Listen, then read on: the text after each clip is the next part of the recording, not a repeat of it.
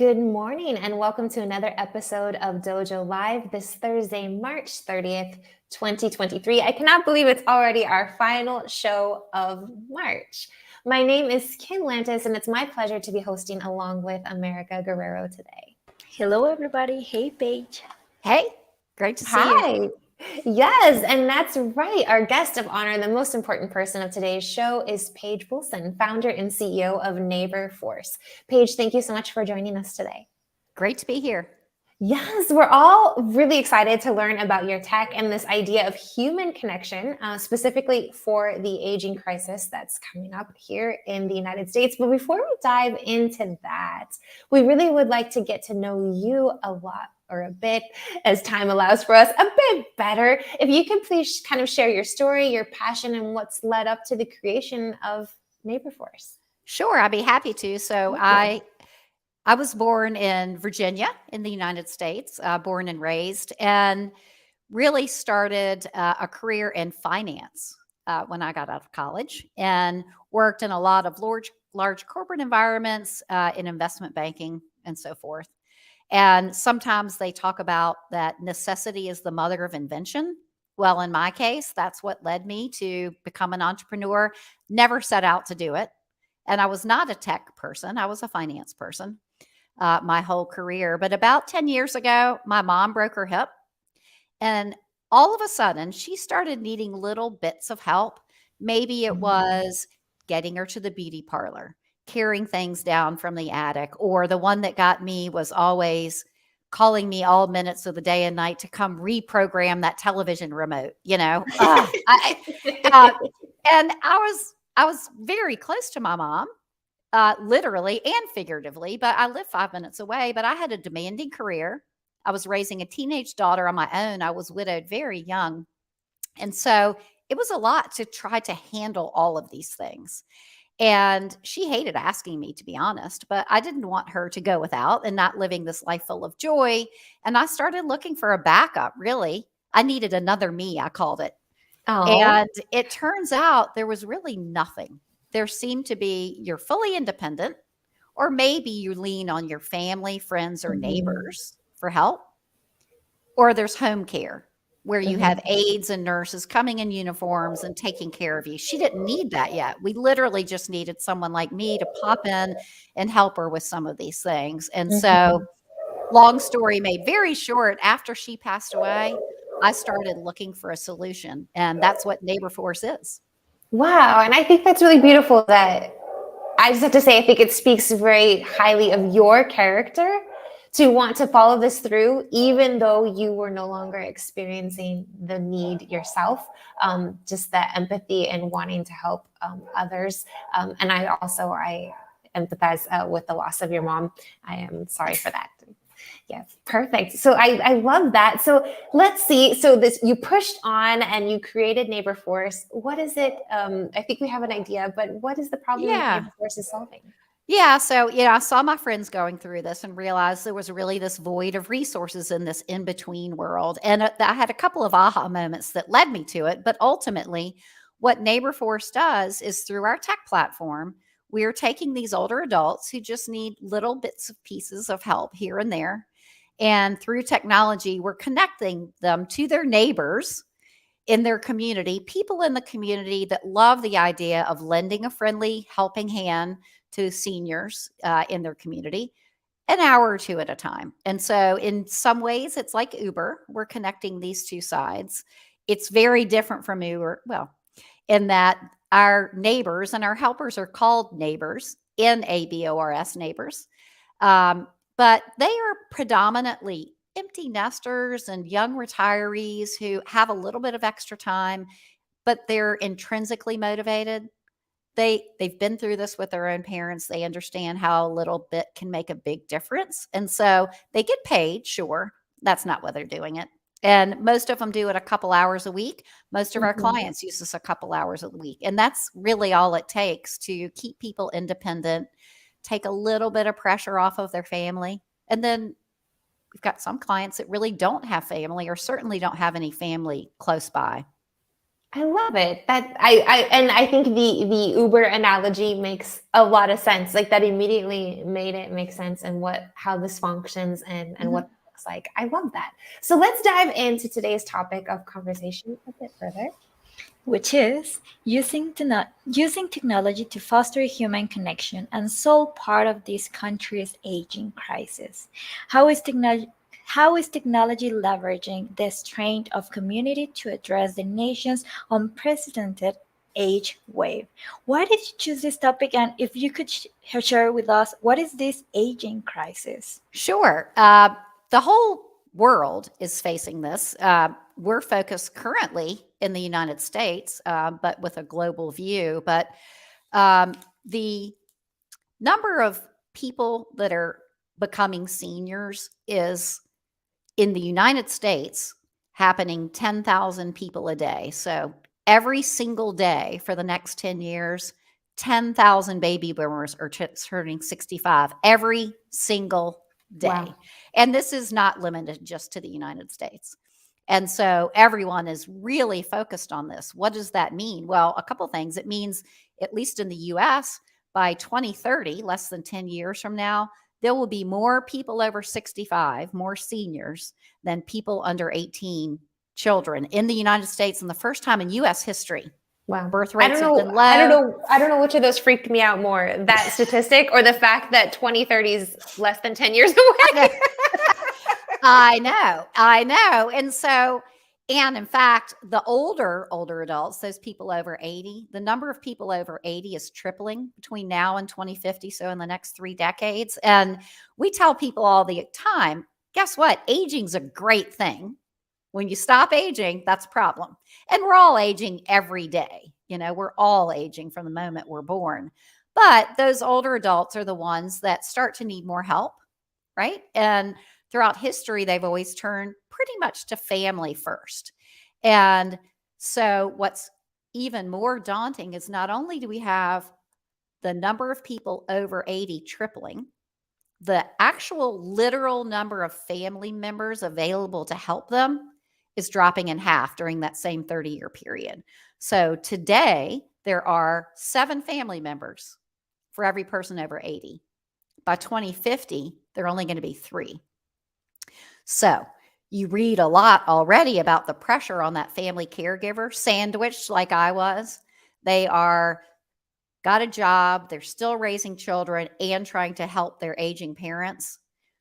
Many of them moved away, but think of, if it's pressure today, can you imagine when there are half as many family members available to help? So really, who's going to help us as we age, right?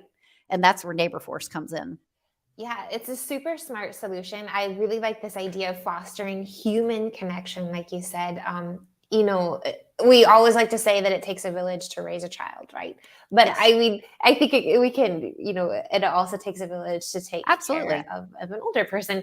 And in that regard, I think I have 2 questions. Well, I guess my first question would be, um, it's my understanding that the elderly population is also a population that unfortunately gets taken advantage of in a lot of ways, and even through technology, That's right? right.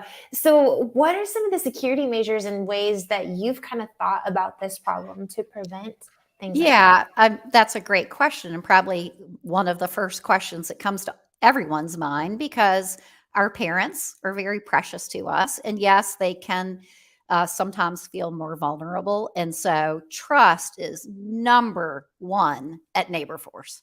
Now, from the very start, we are tapping into this purpose motivated workforce.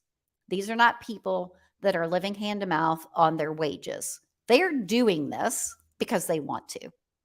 They have the time, they have the motivation, and they really care about being helpful. They really view it like volunteering. So, right off the bat, we are attracting a very different motivated workforce than some industries. Secondly, of course, we do very thorough vetting of these neighbors. But it's interesting to back up a step. It's all done through technology except for one piece, but they apply online. It's all automated. And when they turn in their application, We don't ask them about their work history because, frankly, it's irrelevant. We're looking for that compassion, and they have to write a paragraph about why they want to be a neighbor. And you can almost tell right away from that paragraph what this person is motivated by and if they would be a good neighbor. But the next step, and this is the one part that is not technology, is we do an in-person interview of every neighbor. We sit them across the table and look them in the eye and make sure that they have the maturity, the reliability, and that they're really driven by the right reasons. We like to say we want to make sure they're, quote, inspired by joy, because our company is all about bringing joy to the aging process. It shouldn't feel negative and sad as you're aging. And we're dealing with people who are not sick yet. They just needed a friendly hand. And inspired by joy is one of our mottos that we really live by. And by the way, my mother's name was Joy. So she literally inspired Naborforce. But after that, after that in-person interview, right, then we do all the background screens and all of that before they can become a neighbor on our platform. I have a question. What did you do during the pandemic? Because you couldn't have that person interview. What was the solution? Oh, well, we couldn't even help clients during the pandemic. So that was really, really tough when the pandemic hit, because of, it hit so many people in so many different ways. But for us, what we're doing is helping older adults in person in their home. We could not do that when the pandemic first hit because there was so much risk and no one knew how the virus was spread. We couldn't be there. So we really shut down for about 2 months and our revenue dropped 93%, which is really tough when you're a startup tech company, right? But we managed the costs through it. But besides the financial side, just fundamentally, it was very hard for us because this was actually the time our clients needed us the most. Yes, because while, yes, we are setting up the bridge table and getting you to a doctor's appointment, sitting and making a meal and enjoying time together, at the core of what we do, it's this human connection. We're combating isolation. And as we all saw during the pandemic, it's very deadly. It's very bad on people's health. In fact, being lonely is equivalent to your health as smoking 15 cigarettes a day. So don't smoke and be lonely. But, that's really what's driven our business. And so once things loosened up after the pandemic, our business has actually taken off more because I would say before the pandemic, we really didn't like talking about loneliness. That sounded kind of negative and people weren't as open about it, but they sure are now. And they know it.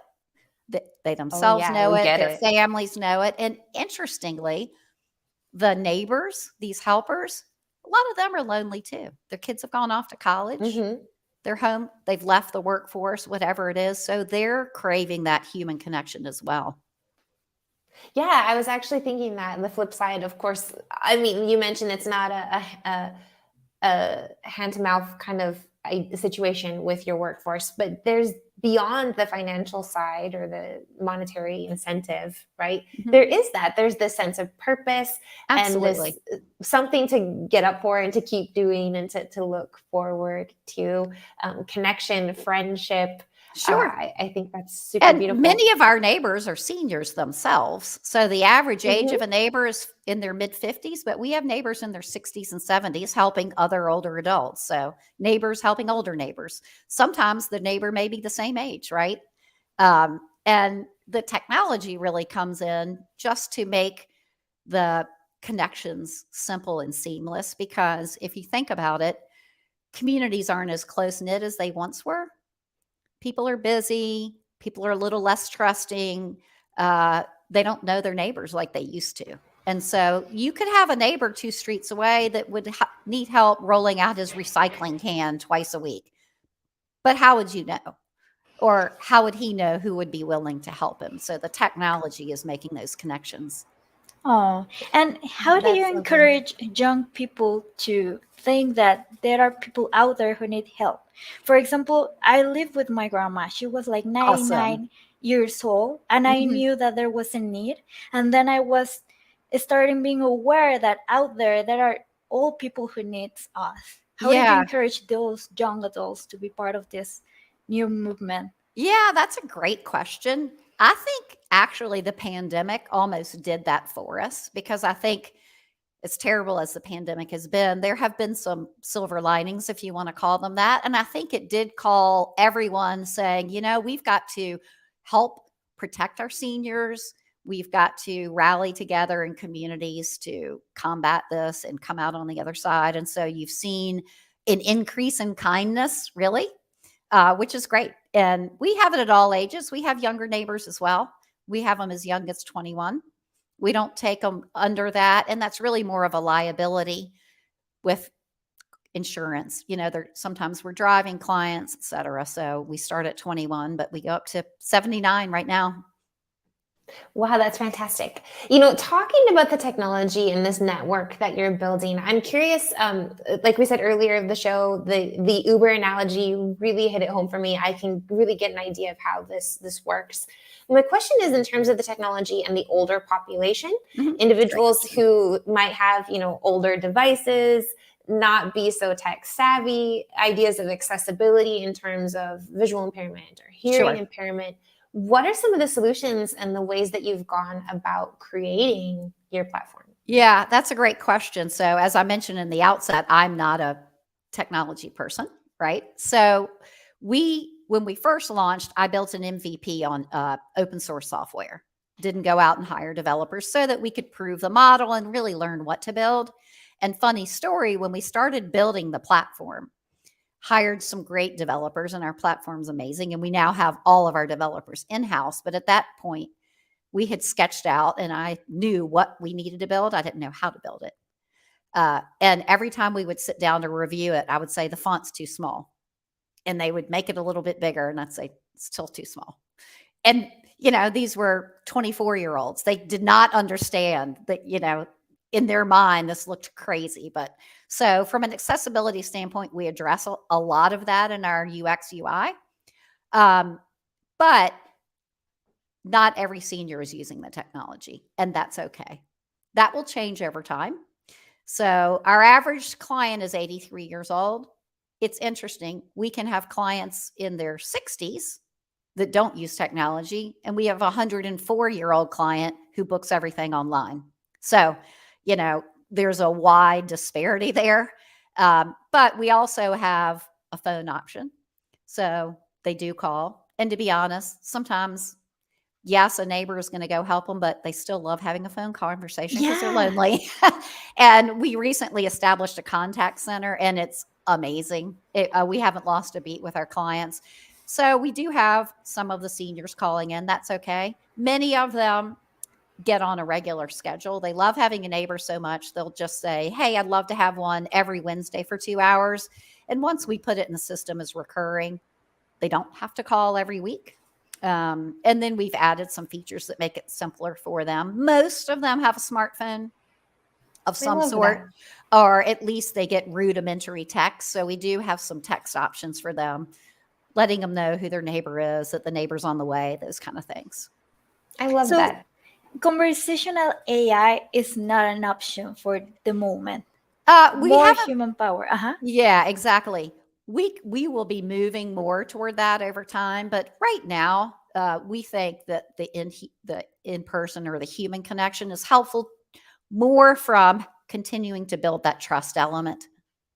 Until, when Uber first came out, and I will tell you, when I first heard about it, and I think most people, and it was just out in LA. Oh my gosh, that's crazy. I would never get in the car with a stranger. Those people are crazy on the West Coast, right? Next thing you know, it's in New York and it starts spreading.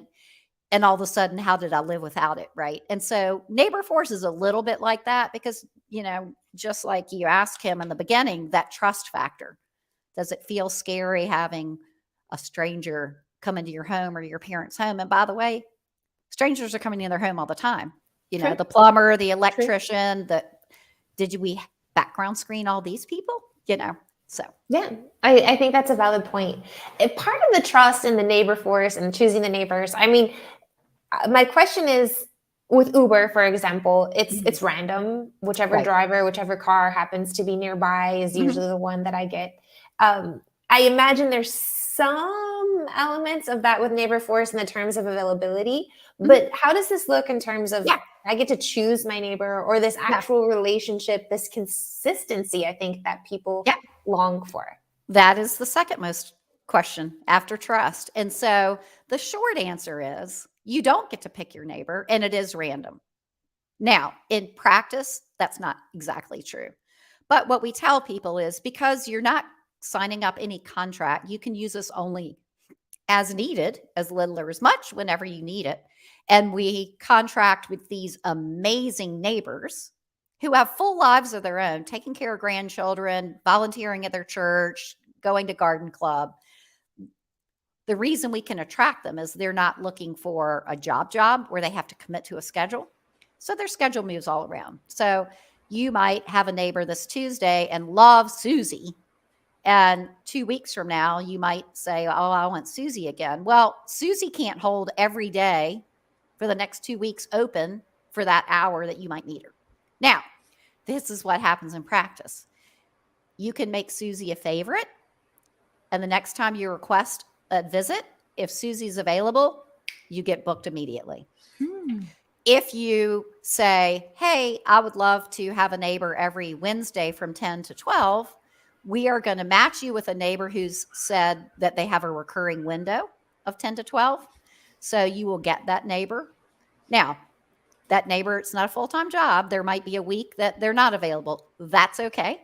There's always another neighbor, or maybe that neighbor gets COVID, right? So there's always a bench. And that's important because some of what we're doing, they need someone there. You know, if they're getting to a doctor's appointment and they've given up driving, we need to have that bench. So it ends up being way less random than you think, but we always set the expectation up front. Every neighbor is amazing. And I'll tell you, every client thinks their first neighbor is their favorite until they meet the second neighbor. Oh, Yeah. love it. But I Yeah. love the transparency from the onset. I think that's Sure. super important. Yeah. I have a question. What Mhm. happened if you don't love your neighbor? That's a Do great you, question. yeah, do you have like a feedback mechanism or how does it Absolutely. work? Absolutely. Now, our feedback is 99.2% all thumbs up. But you know what? We're all human. And so, you know, there could be a circumstance where you just didn't jive with a particular neighbor. Maybe she was too chatty or too bossy, right? We mark them as not a fit. The neighbor doesn't know it, but they would never get matched again. Now, the reverse can also be true. Maybe a neighbor says, you know, Mrs. Smith was nice, but she had too many cats. Kind of freaked me out. I don't want to go back there. Again, we can mark them not a fit and they won't get matched. But, you know, on the favorite side, it's so cool to see. And this has been the part of this business that's just overwhelmed me is these connections. I mean, the things that we do, it's just, and the motivation of these neighbors. But the first neighbor may come and it turns out they go to the same church. So they have that in common. And remember, they're matched in proximity. The next neighbor may come and it turns out they both have a love of gardening. So they find as humans ways to connect in the, you know, most visceral sense as just human. So it works. It really does. I love that. I'm curious in terms of what this looks like. Oh gosh, I'm having a blank for words right now, but like the plan in terms of billing, the Mhm. cost Oh, yeah. structure. I mean, we've got in my mind individuals who are probably on a fixed income, Mhm. and how do we keep this, you know, cost effective Affordable. yet Yeah. fair? And then an offshoot of that question is, what happens if I simply want to volunteer my time? Like, Mhm. where does this transition fit of like, you know Sure. what, like I want to garden with Fred for Yeah. all day long and I'm not going to charge for this. Right. I mean, how do you keep business and friendship I from, know.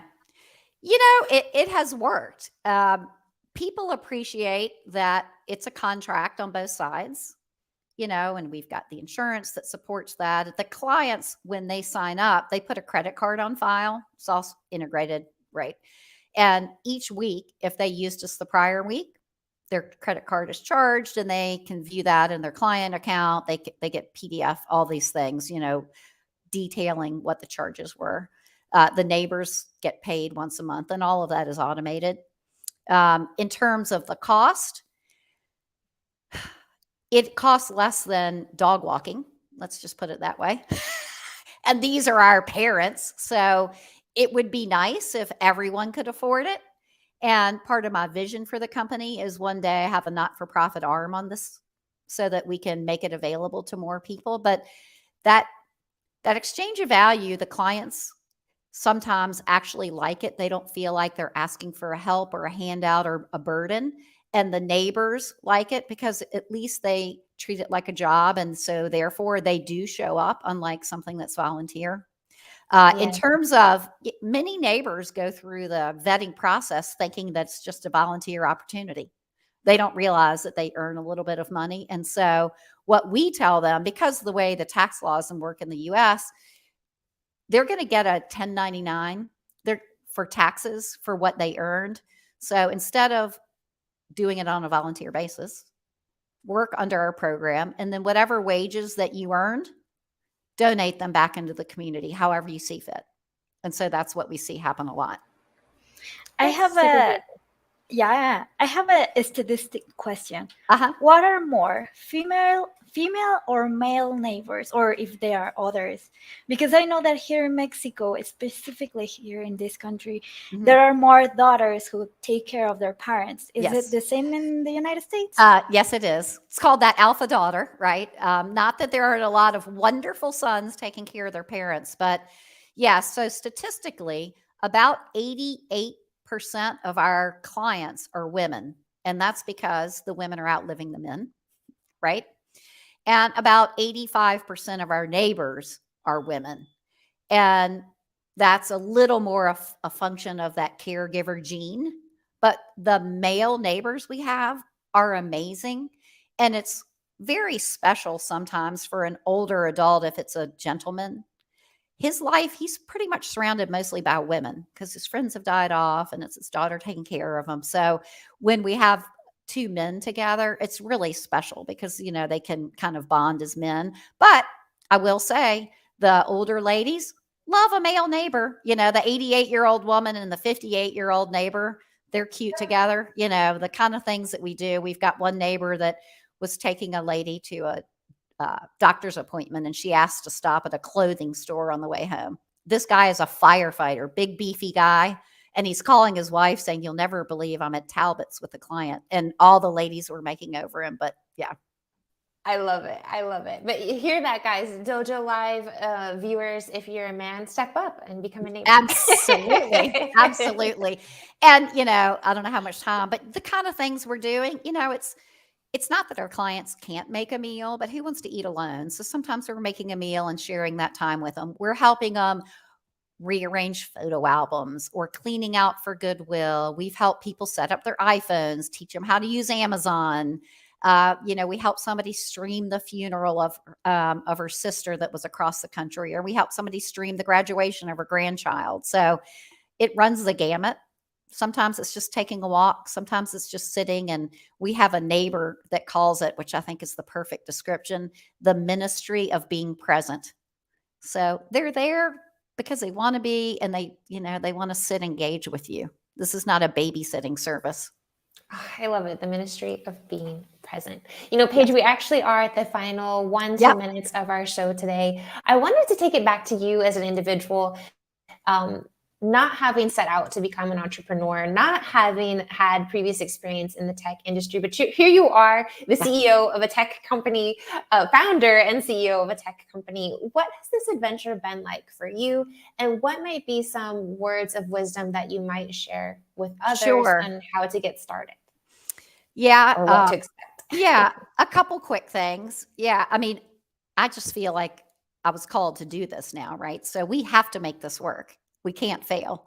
But, for somebody considering be a founder, the two things that I would say is one, I'll say the more practical one first. One, really get out there early on and try to validate. because don't make assumptions that people are going to tell you, yeah, that's a great idea, but see if you can get paying customers for whatever it is that you're building, and build it with that minimum viable product first. Do not go out and invest a ton of money and write a bunch of code until you really understand that there is a need and you're serving it in the right way.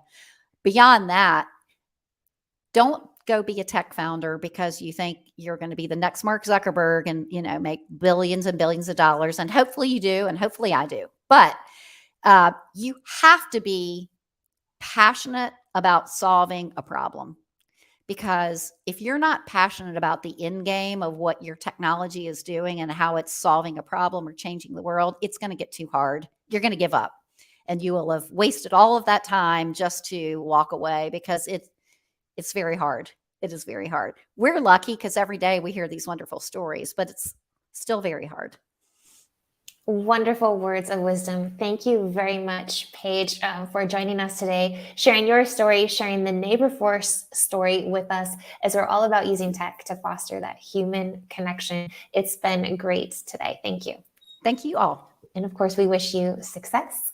Stick around Appreciate it. just a moment as we go off. But before we do, we'd like to remind you that we have our recap show on Monday morning, 10 o'clock a.m. Pacific, as we talk about Paige's show, as well as our show from yesterday with Luca Zambello, who is the CEO of Journey. We'll give you our insight there as a way to kind of encourage you to catch them, and also introduce what we've got coming up next week. But until then, stay safe, everyone, and thank you for joining us on Dojo Live.